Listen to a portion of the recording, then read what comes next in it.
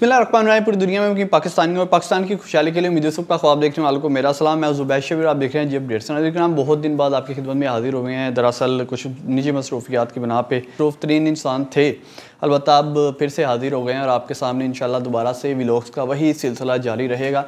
आज बहुत सी अहम खबरें हैं। सबसे पहली खबर तो यह है कि बहुत अहम शख्सियत, बहुत बड़ी शख्सियत ने कबल अज़ वक्त रिटायरमेंट का ऐलान कर दिया और साथ ही साथ एक ज़मानत भी मंजूर हो गई है। किसी को क्लीन चिट दे दी गई है, किसे किसे दी गई है, पाकिस्तानी हालात में क्या क्या चेंजिंग आई है, वो सारा कुछ आपके साथ शेयर करेंगे।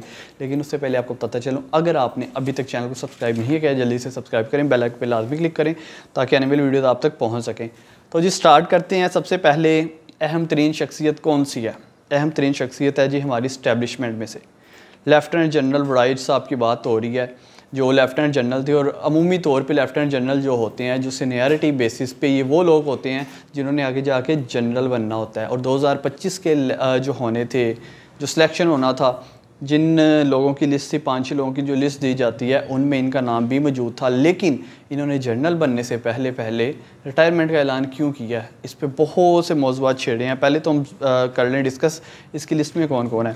जनरल इनाम हैदर साहब इसमें मौजूद थे, जनरल फ़याज़ हुसैन साहब मौजूद थे, general Zafar Iqbal, general Numan Zakaria, general Eman Bilal यानी वराइद साहब और जनरल एहसन गुलरेज़ इस लिस्ट में शामिल थे, जिनमें से किसी एक ने जनरल बनना था, general Pakistan, army chief of Pakistan. लेकिन उन्होंने पहले रिटायरमेंट का ऐलान कर दिया है। और अब इस पर अफवाहें क्या क्या गर्दिश कर रही हैं, इससे जोड़ा जा रहा है। किससे जोड़ा जा रहा है? जस्टिस इजाज़ुल एहसन के साथ इन्हें जोड़ा जा रहा है। इजाज़ुल एहसन जिन्होंने बनना था सुप्रीम कोर्ट के चीफ जस्टिस, उनके साथ इन्हें जोड़ा जा रहा है कि उन्होंने भी इस्तीफ़ा दे दिया chief justice of supreme court बनने से पहले इन्होंने भी इस्तीफ़ा दे दिया। किन बेसिस पे इस्तीफ़ा दे दिया, इस पर बहुत सी बहस छिड़ी हुई है। असलियत क्या है ये तो अभी तक किसी को भी नहीं मालूम। अब जाते हैं जी दूसरी खबर जो रावलपिंडी से है। 9 मई के वाक़यात में CM KP यानी वज़ीर आला KP के अली मीन गंडापुर साहब की ज़मानत हो गई है।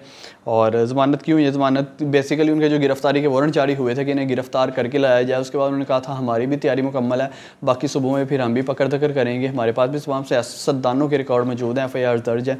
उसके बाद जी उनके वारंट गिरफ़्तारी आज मनसूख कर दिए गए हैं। जज मलक इजाज़ आसफ़ साहब ने जब वो खुद पेश हुए हैं CM साहब, तब उन्होंने उनके वारंट गिरफ़्तारी मनसूख किए हैं और साथ साथ उन्हें ज़मानत दे दी है 9 मई वाक़यात में जितनी भी उनकी FIR दर्ज थी।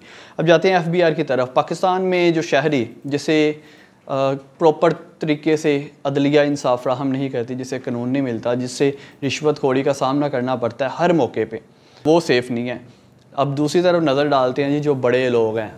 ज़राए के मुताबिक मालूम हुआ है FBR के अफसर, 18वें ग्रेड के अफसर अगवा हो चुके हैं। अगर वो अगवा हो चुके हैं तो पाकिस्तान का जो शहरी जो रिश्वत खोड़ी देता है, हर जगह पे रिश्वत देता है, मिन्नत तरले करता है, टैक्स के पैसों से अदायगी करने वालों से ही मार खाता है और पता नहीं क्या क्या मामला करता है, वो कितना सेफ़ होगा। FBR का कौन सा अफसर बेसिकली हुआ है, ऑफिसर रहमतुल्लाह को अगवा कर लिया गया। 18वां ग्रेड था उनका। उनके साले मोहम्मद शफ़ी ने FIR दर्ज करवाई है। उन्होंने कहा जी कि हमें कॉल आई है, जिन्होंने कॉल किया उन्होंने 1 करोड़ का मुतालबा किया है। और कॉल जिन्होंने की है सिंधी ज़बान वो बोल रहे थे, उन्होंने बोला कि कच्चे से हमारा ताल्लुक़ है, आके ले जाएँ।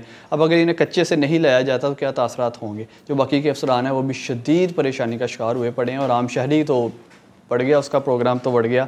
अब जाते हैं NA 130 जिसमें मियां मोहम्मद वाशिफ साहब के मद्दे मुकाबले थी डॉक्टर यास्मीन राशिद साहबा। डॉक्टर यास्मीन राशिद साहबा ने इन्हें बड़ा टफ मुकाबला किया था, इवन वो मौजूद थी जेल में।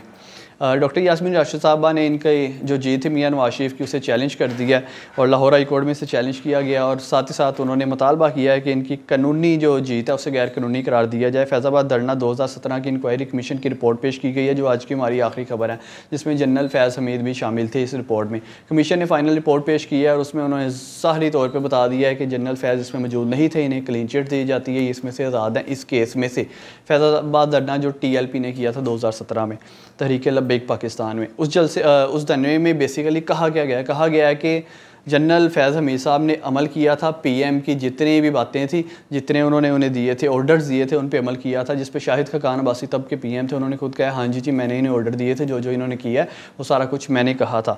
मज़ीद जाते हैं शहबाज शरीफ, एहसन इकबाल और जाहिद हामिद साहब से भी जब पूछा गया, उन्होंने कहा जी नहीं, किसी भी अदारे का, इस्टेब्लिशमेंट का उस धरने में कोई भी किरदार नहीं था, उन्हें क्लीन चिट दे दी गई है। या पाकिस्तान की सियासत के, पाकिस्तान की इस्टेब्लिशमेंट के, पाकिस्तान के इदारों के, पाकिस्तान की बड़ी सेलिब्रिटीज़ के अब तक के अहवाल। अब देखते हैं आगे चल के पाकिस्तान में क्या होता है। उम्मीद तो ये करते हैं जो भी पाकिस्तान के एक में बेहतर, अपने मेज़बान ज़ुबैर शबीर को इजाज़त दीजिए। अल्लाह ने के बाद।